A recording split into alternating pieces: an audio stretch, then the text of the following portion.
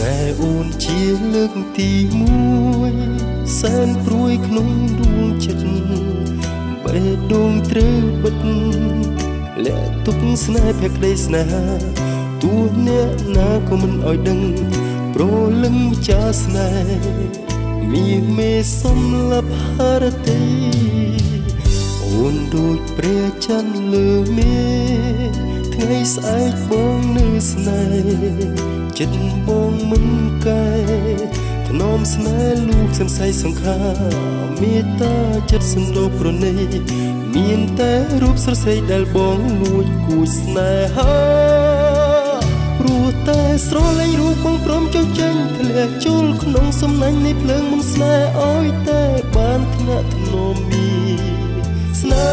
ហ៍